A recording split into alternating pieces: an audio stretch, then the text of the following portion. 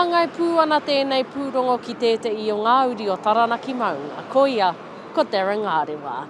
Ka tamātai atu tātou ki tōna ao, me ngā kātua uatanga kātarukuhia. Ia, ko etehi, ko te martial arts, ko tōna whānau, ka mitu, ko ana mahi rangahau, mo tōna iwi. Ūtonu mai mo tēnei pūrongo. E kai rangahau, e toa taua meke meke, e pāpa umari e.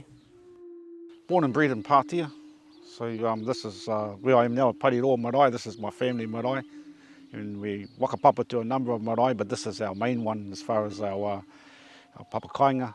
I pari mai ai te nukuroa o Pātea. When I went to Hato Paura at the age of 15, we got introduced to Zendo Kai under Shian Māori Takarangi.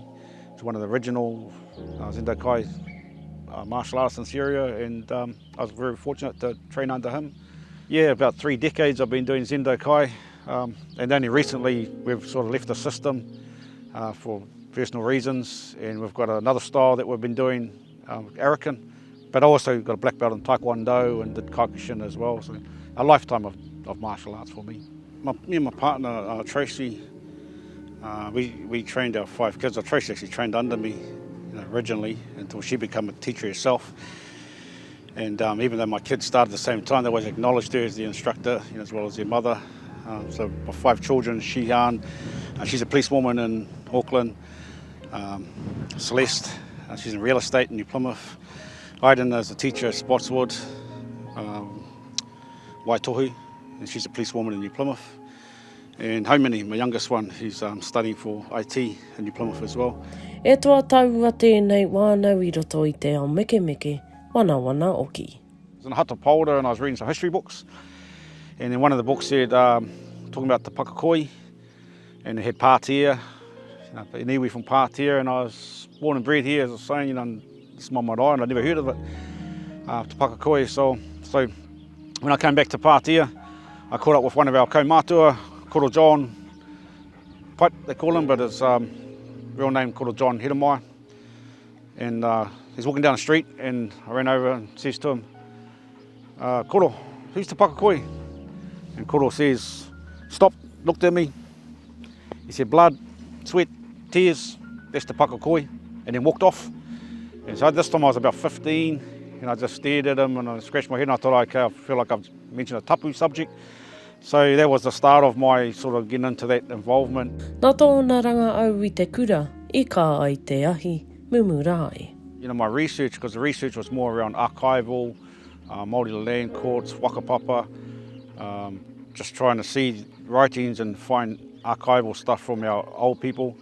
And I was very fortunate that my koko, my grandfather, was still alive, and he's one of the elders of this area. But he didn't talk a lot either about this stuff, and I did ask him about some of those things as well, but he was able to give me his father's name and his grandfather's name, and they were both prisoners during that involvement, fighting with Te Toko Waru in prisons in Otago, so they were just pieces by pieces by pieces.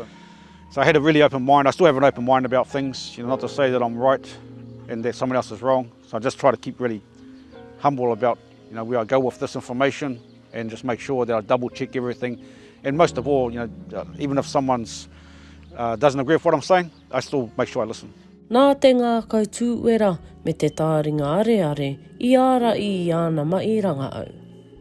I'm just a little piece over here, and in the bigger scheme of the ancestors, and when I become an ancestor myself, hopefully I've just left enough light there to shine something on a past that's very hard to find for those that go looking.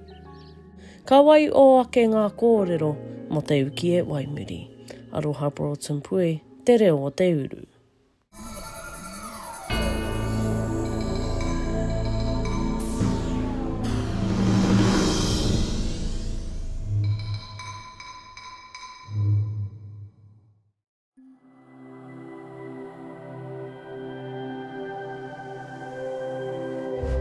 Ko te reo